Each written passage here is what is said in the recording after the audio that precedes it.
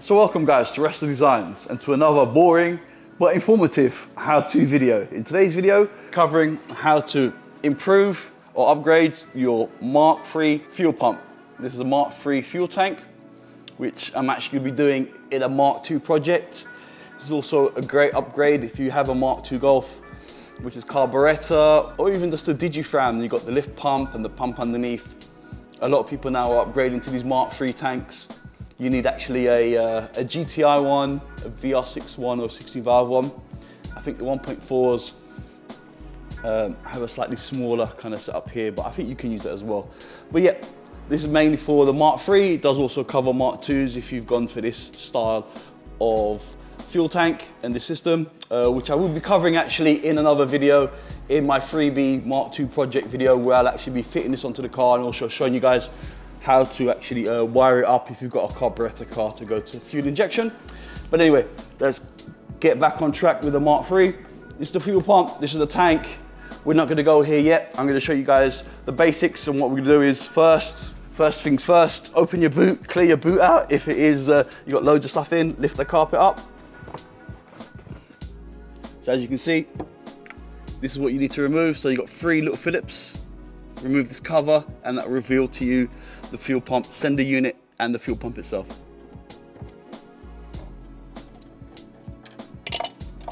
So there you go, remove the cover and it will reveal to you the plug and the pipes. Now with the pipes, there's actually an arrow which will show you actually on the tank that's outside, so you guys can get a clear picture of what needs to be done.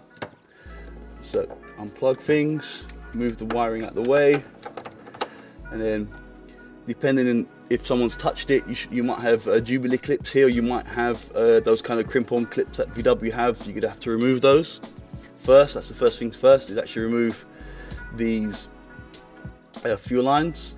But we'll show you on the other, so we'll move over now to the floor where I've actually got the tank out on another car to show you guys what I'm talking about and how to remove this actual kind of screw bit on here. It's a lot easier to show you guys on the tank that's on the floor.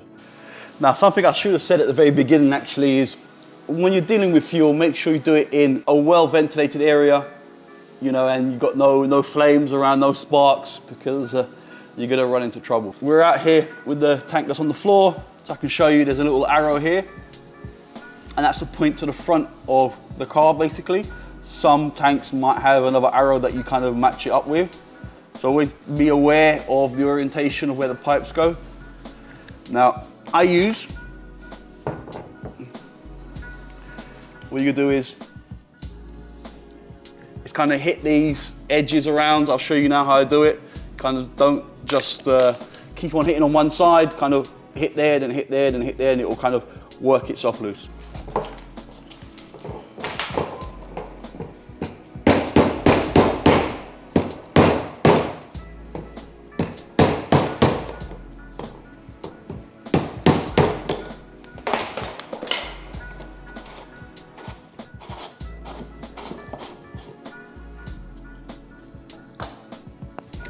And then lift it up. You might have to pry it up. This one seems to be quite stuck.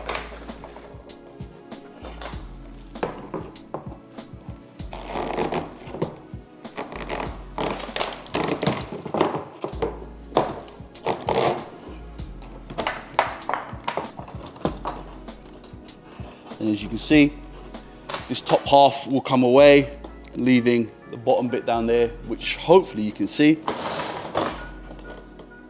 But I'll get this out of the way so you guys can see properly.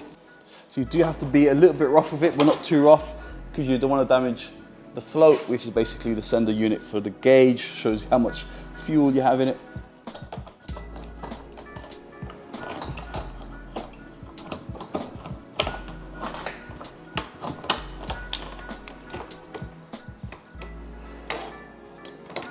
And now the actual cradle for the pump is in there, and what you have to do is you have to rotate it around anti-clockwise, because it actually locks into the tank itself.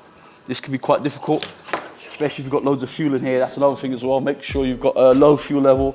It will make your life a lot easier. There you go. Right, the next thing you need to do, once you've got this on the bench and on the clean surface, is you've got these 3 little T25 Torxes or T20 Torxes to take off. So you remove those. And you see it comes out as one complete thing, and just move the cradle away. Okay guys, so with the fuel tools, I've dismantled, and you can see the difference between the OEM size one and the uprated one. Another thing I should have mentioned at the beginning as well is make sure you always get the fuel pump from not eBay, a shop that you know is a reputable company that's going to supply you an original pump, because there's so many copies out there. It's not worth taking the risk and spending the extra money and buying twice. Buy once and buy from somewhere you can trust. I think I got this from Rally Design, or was it Demon Tweaks? I'm not sure, I can't remember. Anyway, so this is the pump. It comes with a few kind of adapters. Now, it also comes with the filter. This is kind of like a universal fit. I'm not going to be using that because it's obviously got its own little filter at the bottom there of the original VW one, which needs to sit in this cradle. So that's too big. Some of these seals are no good. There was one that I had to, so hopefully here you can see I've got it as close as I can to the net, so it's as low as it can go. And it's secure, it's not going to work itself loose or anything else. So now you literally just put it back into the cradle.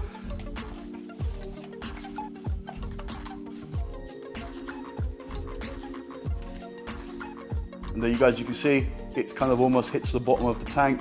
So you're going to get, you know, no shortage of fuel when you're running low on fuel on the corners. Hopefully that's the main thing you need to do, is not run out of fuel. So now that you can see you got that, actually fits the standard VW size. I think it's an 8mm, it's all kind of universal. You can put a Jubilee clip on here. They do supply Jubilee clips. I like to use a crimp-on clip because I just trust these more than these kind of things. So I'm going to put on a clip on today, and then put the lid on, and then it's just a matter of just wiring it up, soldering it. Job done. It's really quite simple. But we'll go through the process and we'll show you. So as you can see, just crimp them up, quite simple. Now just put the lid back on it, run the wires through.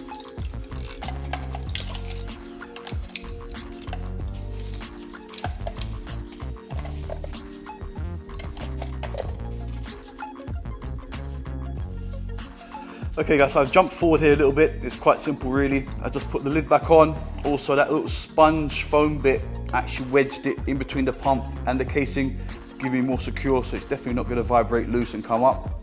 And also the most important thing here to remember is actually to get some fuel proof heat shrink wrap, because the last thing you want is these two, the earth and the positive touching. Then you're going to have problems. And also what I've done is also I've cable tied them as far apart away as possible from one side to the other, so that, you know, there's going to be no chance of any contacts where them being heat shrink wrapped. They're also as far apart as they can be from each other. That's very important, don't forget that. And that's it guys, it's really quite straightforward. As you can see, it's as close as it can be down to the bottom. I didn't use the pipe supplied and a few little seals, but that's fine. And now we're just going to put it back in, rotate it round, put it all back together again. It's quite simple.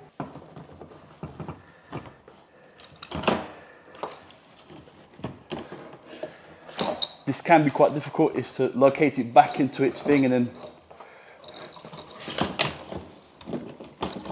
get it to actually find its position. That seems about it. And then turn it clockwise to lock it in.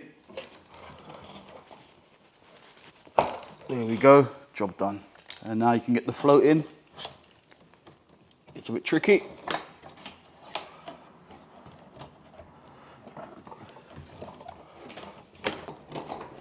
So don't forget the arrow and the orientation. Now what I do is take the seal off again and actually fit the seal onto the tank itself.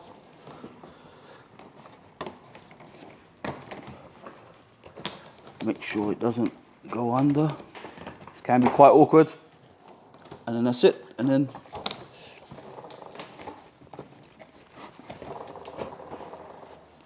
compress it down. I tend to put a bit of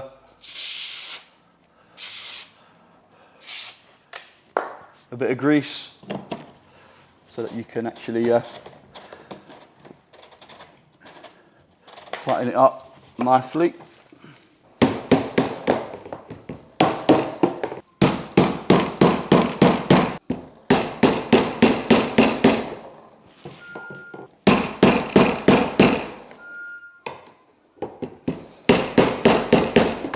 Now, if you did watch this video, because you're going to be doing this conversion on a Mark II Golf, like myself, actually, this is going to be on a project that I'm doing, Project Freebie.